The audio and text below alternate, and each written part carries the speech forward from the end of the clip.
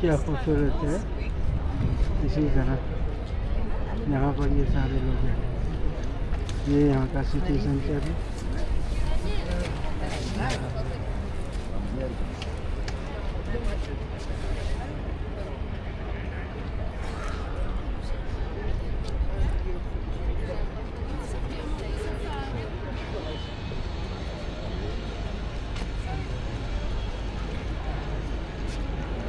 तो चलते हैं।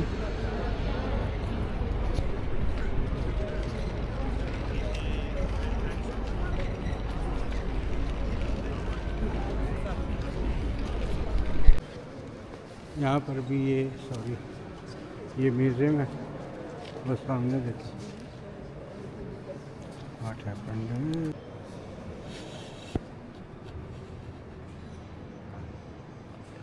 अंदर से जो मैं बाहर से दिखा रहा था, ये एक गेट टुगेदर है।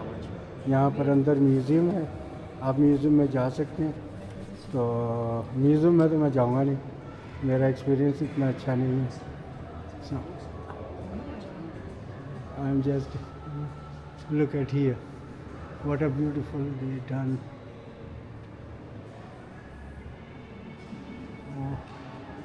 Launders, okay, which looks very nice. I'm just gonna.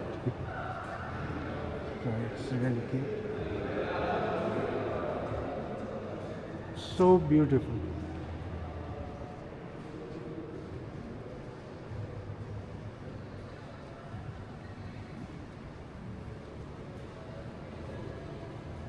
It's look nice.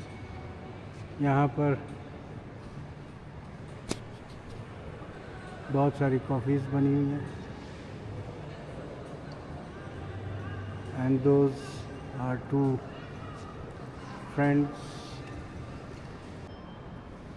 सो ये देखिए, मुझे अंदर से ये नज़र आया है। और यहाँ पर बेल्जियन बीयर वर्ल्ड एक्सपीरियंस है। अगर कल, अच्छा ये बियर्स का है, ये हमारे लिए वैसे भी नहीं है, ठीक है ना। यहाँ पर बियर्स का वो एक्सपीरियंस चल रहा है। मैंने कहा आपको दोनों तरफ से दिखा दूँ। ये भी अंदर गेट टुगेदर है, कॉफ़ीज़ हैं और सामने आर्ट गैलरी टाइप है। तो इस तरह। और अब हम चलते हैं बाहर।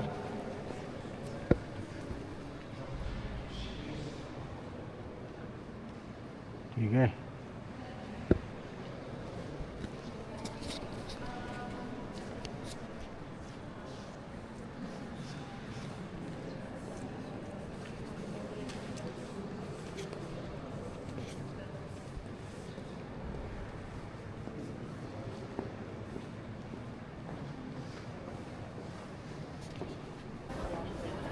ये देखें, ये वो था जहाँ पे बेल्जियम बियर वर्ल्ड एक्सपीरियंस थी। वह हमारे साथ कुछ वो नहीं था, लिंक नहीं करता, इस वजह से उसको दिखाना को इतना वो भी नहीं है। और अब मैं आपको दिखाऊंगा, ये निकोलस इंग्लिश चर्च है। तो मैंने कहा आपको ये भी दिखा दें, ये सिटी सेंटर के अंदर ही है।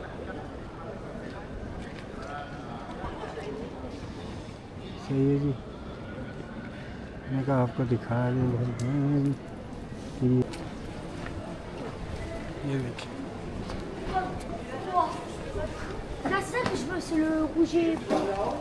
बड़ा खूबसूरत भाई, ये पूरा इलाका ही बड़ा खूबसूरत है माशाल्लाह।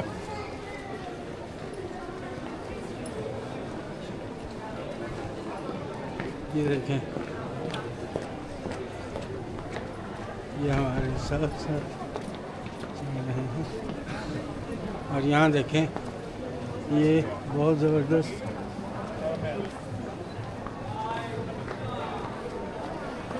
ये यहाँ का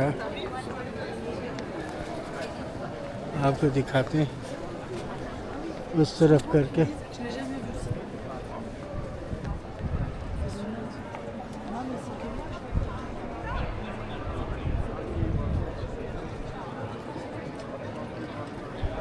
ओ भाई कहाँ जाके हैं ये।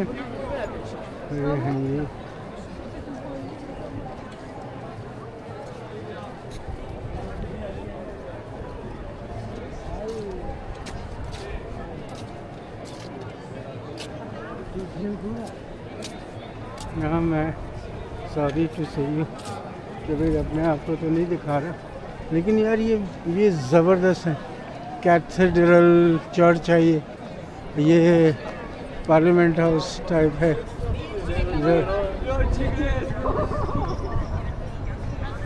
ये देखो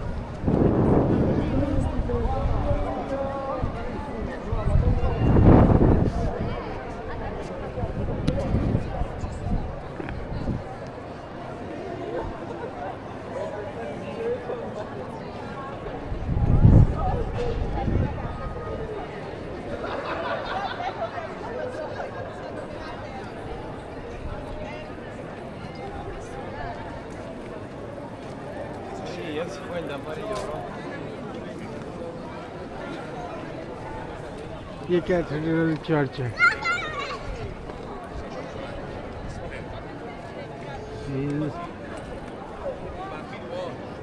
ये बहुत बड़ा अट्रैक्शन पॉइंट है और वो पार्लियामेंट जैसा मुझे बताया गया है।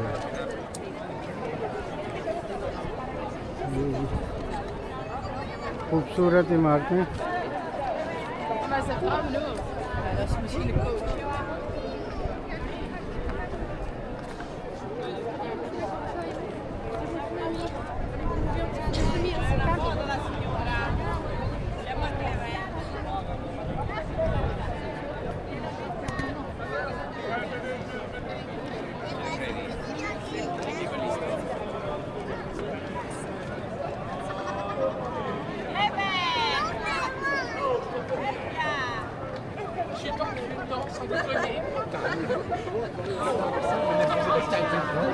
ये सामने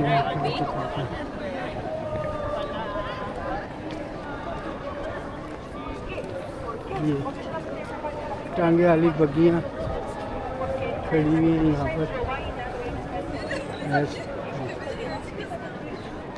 टांगे नहीं है, अच्छा उन्होंने ऐसे ही मॉडल के तौर पर रखा है। अब आपको ये देखिए ज़बरदस्त, सही ज़बरदस्त।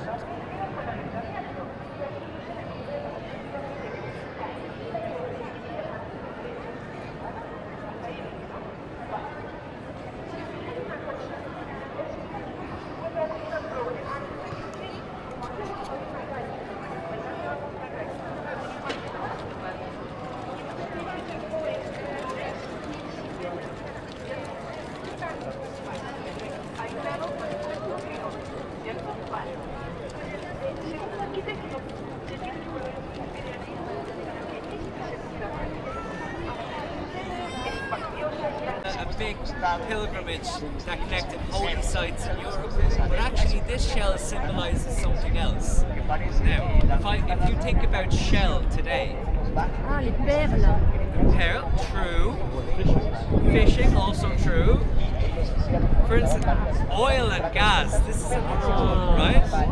I know, right? Yeah, but you're all correct actually. But oil, gas, petroleum. This is the way, one of the ways that we light our homes today. The Dutch company Shell produce petroleum and oil.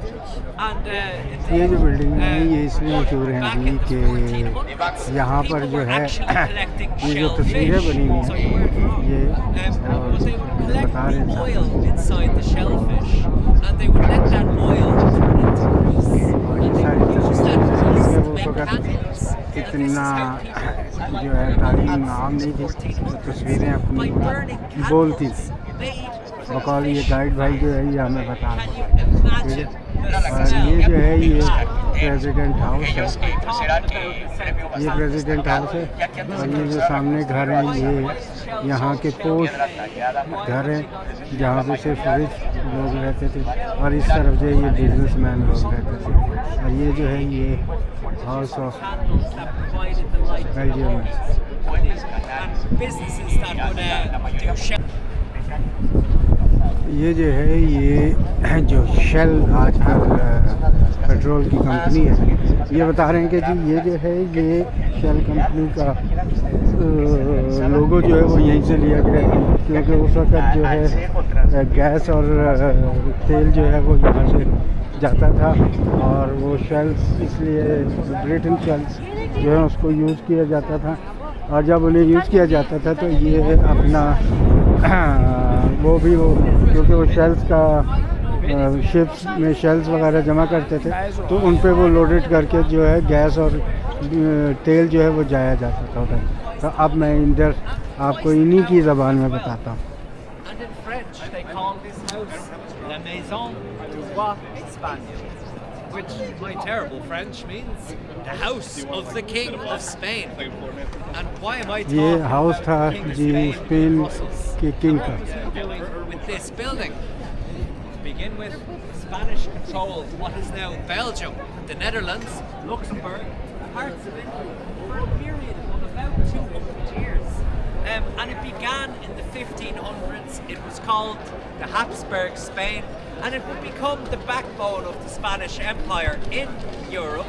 And this empire would stretch from the Americas all the way across to the Philippines. And the King of Spain, Charles V, he lived here in Brussels, and he was involved in one very specific business, which was bread production.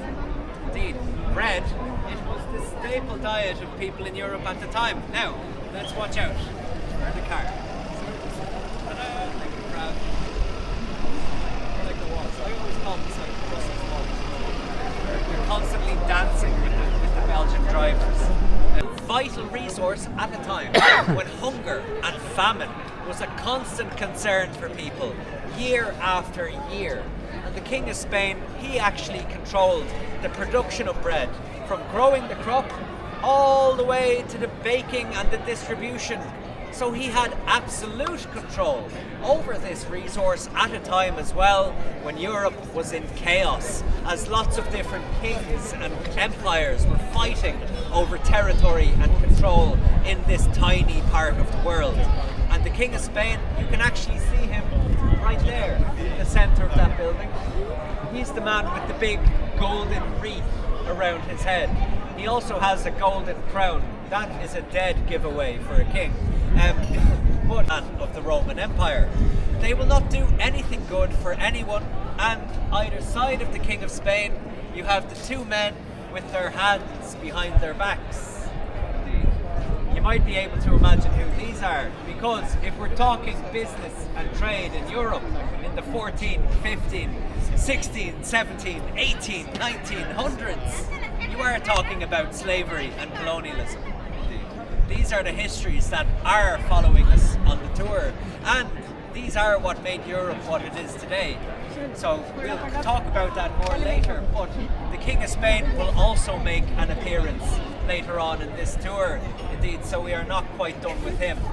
But right now, I actually want to draw your attention to the years on the buildings.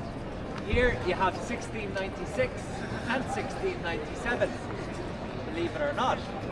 All of the buildings in the Grand Place, with the exception of one, were built within 5 years of each other in the 1690s, which suggests that for hundreds of years something else was standing in the Grand Place. It did not always look like this.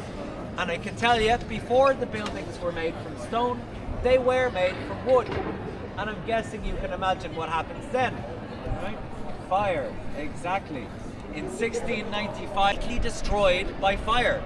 And it was not the French, exactly. Well done. Okay, yes.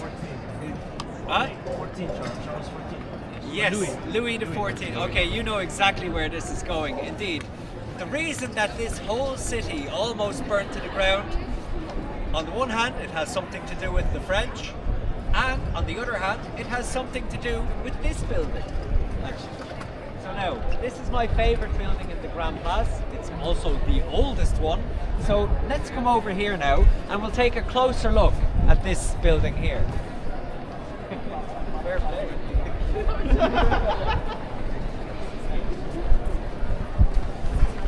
So version of the story I give. May, according to certain ways, the story is told. We have this, well, l'Hôtel de Ville in the French, or het gemeente house in the Dutch, which is the City Hall of Brussels. And this building has been the City Hall from 1455 when it was built until about 10 years ago when they moved the City Hall to a new location. And so for nearly 600 years, this has been the centre for business, for administration here in Brussels. And it was built in the 1400s to reflect the growing power of the city. Brussels was becoming a much more significant centre for business and trade, largely due to the import of wool and textiles from Ireland and the UK, which were then processed here and exported to Germany as a product, making Belgium Brussels very wealthy. And so they basically wanted to show off how much money they had when they built this ginormous building behind me, the biggest for its time. And of course, if you're going to show off like this, you are going to attract attention. And then in the 1690s, the city of Brussels caught the attention of one man named Louis XIV of France, the King of France. And you see, at this time, France was actually at war. They were the Catholics, and the Dutch, they were the Protestants. Two groups that historically did not get along very well, but then also at this time, Catholic and Protestant, they were two ideological factions in Europe fighting over territory and control. And so Louis XIV, he sent his artillery to Brussels, to where we will end the tour at the top of the city. And he building. You can see that it does not line up at all. And so now, because of this, we have more problems, and this is when it truly starts to become a Belgian building. It just gets worse. You are missing half a window on this side of the tower, right here. You are missing half of another window on that side of the building. In Belgium, two halves do not make a whole. And then on this side of the building, it is bigger than that side of the building. And the square that we are standing in has 5 sides.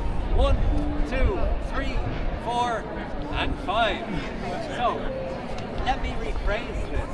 Welcome to Belgium, where squares have 5 sides.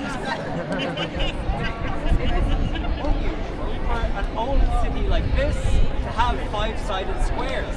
This is kind of common. But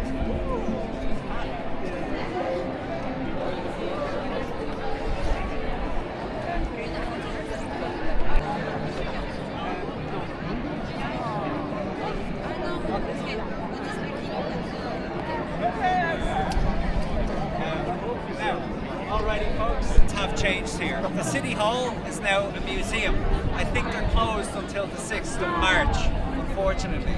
But that is a museum. But here you have a museum I can absolutely recommend. This is the old King's Office, the scary building. Old King's. A scary building for a scary man.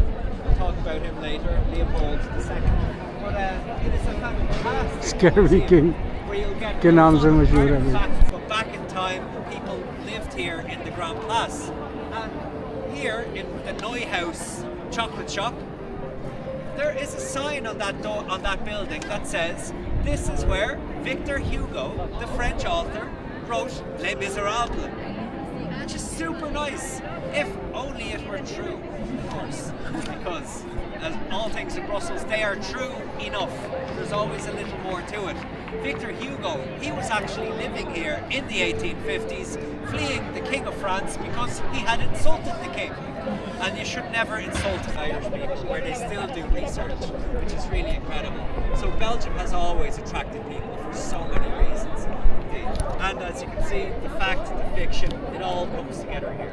So now, let's get out of here. Here you can see people rubbing the R. So whether they want to or not, they're coming back to Brussels. And then here we have the baby's head. If you massage that, you can ये जो expect king to है have a इस child जब मर गया था within 1 तो year. इसने So कहा है कि approach that with extreme अगर caution or just run अगर away. कोई इसके बाजुओं को And हाथ then लगाएगा here जैसा you भी have आपने the देखा था baby's nose. If you rub this, तो you will be cured from flu. वो बंदा It is the दोबारा time of वापस year बेल्जियम for it. आता ज़रूर है। But a lot of people did do this during the pandemic and it did not help at all. In fact, it made matters worse. So there are limits to medieval magic. But then down here we have the little frog. Now you know the story of the Frog Prince? Well, in Brussels, if you massage the frog, you will meet your one true love. That can be very special. My girlfriend does this all the time. All the time. It doesn't make me feel very good, obviously. But then, here, you have the dog's nose. This is my favourite. If you rub that, you are sending good feelings to an animal that lives at home, that passed away, or is just on your mind. So that's a lovely one to do indeed. And if you feel like a bit of medieval magic, now is your chance, folks. As you might have... ये उस बादशाह है और ये उस बादशाह का नाम लिखा है। मैं आपको पढ़ा देता हूँ फ्रेंच में है यार। और ये वो भाई साहब हैं। जब मरा तो तकरीबन लोगों ने छुट्टी मनाई। ये 1320 में ये 1388 तक। इसमें कुछ नाम है यार, नाम का नहीं मुझे वो है पता, सॉरी। गूगल को देख के फिर बताऊंगा, लेकिन उसने बताया आपको पता ही। वेयर इज ही, कौन, कहाँ गया भाई? यहाँ पर चिप्स हैं, chips. The traditional fry, it will be beef, but it is not just the fry that makes it special. It is also how you eat it. Now, you still put the fry in your mouth, don't worry, but there is a thing called a friet special. This is a mountain of Belgian fries covered in mayonnaise, curry ketchup and fried onions on top. Oh, it is greasy. It is luxurious, and it is exactly what you need for to get you through the day. But then, if you've had a night on the Belgian beers and you need a little something for your tummy, we have another thing. It is called a mitraillette, which in French I understand means machine gun. But in Brussels, it refers to a ginormous baguette filled with, well, for example, meatballs, falafel, cheese, kebab, and then covered in Belgian fries, smothered in sauce, and then fried onions on top, and then a sprinkling of salad, because it's important to get your greens as well, like the vitamin A, part of a balanced diet of 10,000 calories. You can eat this part of my it is a sandwich. monster of a meal, but it's exactly what you need after a night on the Belgian beers, believe me. And in my phone I have the recommendation for the best fries and the best mitraillette places. This place is able to do and it's very it's not the best, but they definitely aim for the best quality. Recommendations for my favourite places and all the rest of it as well. You don't need to remember it all, don't worry. But then we also have the waffles. Maison d'Antoine. They do officially the best waffles in the city, and with good reason. Now, what makes them special? There are two types of waffle in Belgium. Pearl sugar on the inside. Liège waffles are incredibly sweet. You do not need toppings with these waffles. If you get toppings with a Liège waffle, you are heading straight for diabetes. No doubt about it. But if you want to get creative, we have something else. It is called the Brussels waffle. Well, in the French it is Tintin, right? Yeah. And in the English it is Tintin. In the Dutch it is Koufje, which is totally different. This Koufje refers to his hair. The flick in his hair is called a Koufje in Dutch. But then in the German you get something else. Is any of our German friends now for 60 years? This is his 60th birthday. We're all very proud of him. And as you can see, he's doing a grand job. But as well, if you wanted to check out other things, you have Manneken Pis, the peeing girl. She was created in 1980.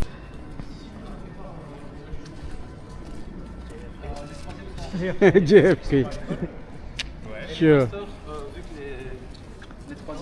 JFK, I'm singing.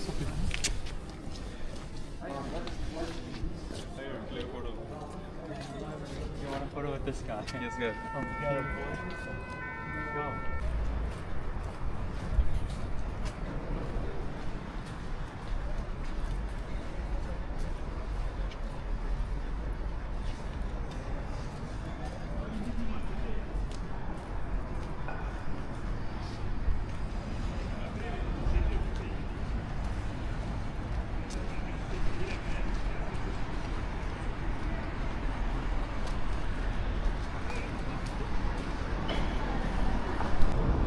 Yeah.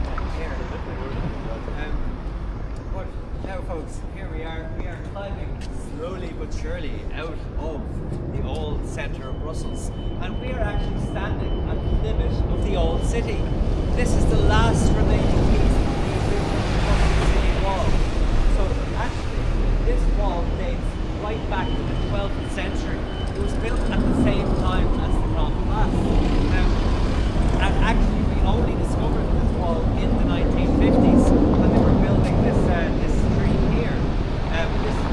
This street was built to connect the South Station to the Conference Centre from here to the Central Station. Oh, sorry. As part of the World Expo in 1958. And they rediscovered this wall. And well, basically, the wall originally, it only covered a small area of what is now Brussels today. It was 4 kilometres in circumference, and it enclosed an area of about 80 hectares, which is really tiny, actually. And you can imagine, as more and more people arrived here to the city in the 1400s, conditions became increasingly cramped and unpleasant in the city centre. So in the 1500s, they decided they would expand the city. They built a new wall around Brussels, and this allowed people living in the cramped conditions in the centre of Brussels to move outside and build new neighbourhoods for themselves. And that is exactly where we are going now. So we will go around the corner here and we will visit the Straat, one of the oldest and most beautiful streets. A narrow alleyway like this to reach the bar, because the bars would be in all the streets away from the watchful eyes of the police and the authorities. So bars ये वो were a great दरवाज़ा है place to meet your friends, जहाँ chat about all Belgium sorts of में wonderful things. A lot of revolutions, I think, were plotted ये खोला there. जाता था, और जो गरीब लोग थे जो इस दीवार से बाहर रहते थे उन्हें अंदर लाया जाता था। सुबह उन्हें अंदर डालते थे और शाम को उनको बाहर निकाल देते थे, क्योंकि वो डस्ट और अपना स्लैब्स होते थे। इस तरह से ये जो है ये वो दरवाज़ा है। Underneath the old city wall. So this is actually where smugglers were meeting and smuggling goods in and out of Brussels by night. So it's incredibly cool. People.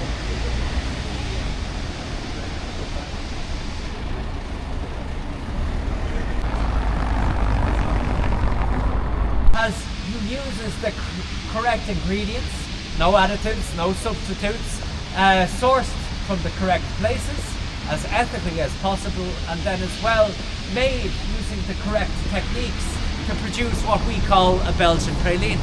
And you have 3 of the very best in the Grand Place, actually. You have Mary. She was the first female master chocolatier in 1919. She does lovely handmade chocolate. Or you have Gallet. They are independent and they have one shop in Brussels in the Grand Place, and they specialise in dark chocolates, and particularly the flavours with them are incredible. If it's lemon, it's lemon. If it's mint, it's mint. If it's coffee, it's coffee. If it's if it's curry flavoured chocolate, it tastes like curry, and they have one. It's not for the faint-hearted, but they have it. And then you have the best in Brussels, in Belgium right now, the third of the 3 master chocolatiers in the Grand Place. His name is Herman van Dender, and he basically does for chocolate what Rembrandt did for painting. He works with artisans, considering every aspect of that chocolate, from start to... We're all women, right? Exactly. And this is highly unusual for a Catholic church from the 1300s. At that time, as a woman, you were not entitled to a gravestone, let alone to be represented in artworks. So, this is unusual. And one of the reasons for this is that this church has a very special connection to one particular woman called Beatrice Sutkins. None of you will know her, but I'll tell you all about her when we get inside. So come on, we get some heat and you can rest your knees.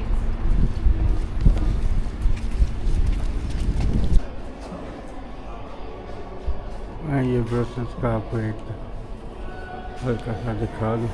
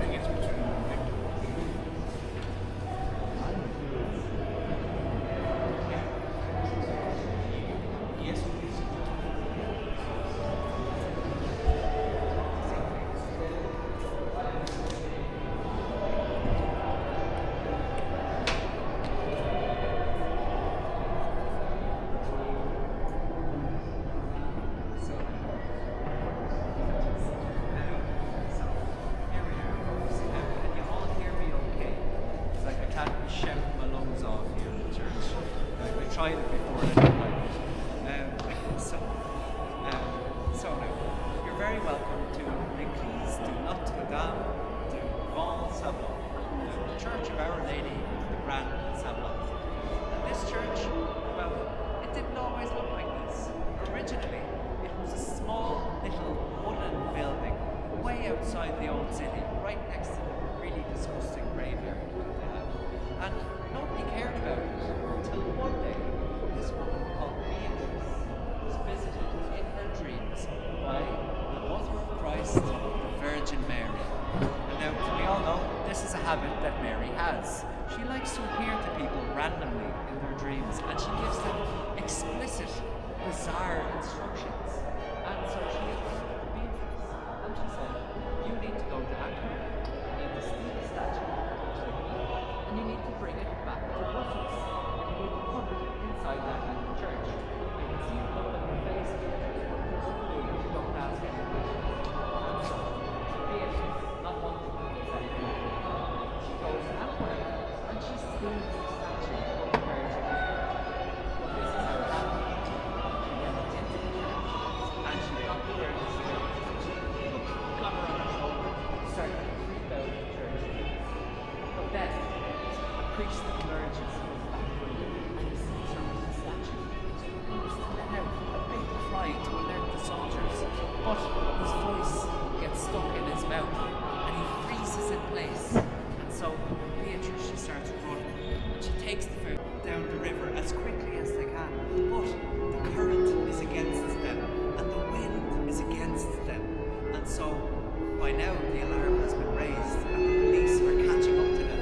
And all hope seems lost, but then the sky opens up, the angels start singing, and a ginormous hand comes from the sky, and it flicks the boat like this, and the boat. Now I'm ranting, let's get out of this place and start to explore the city.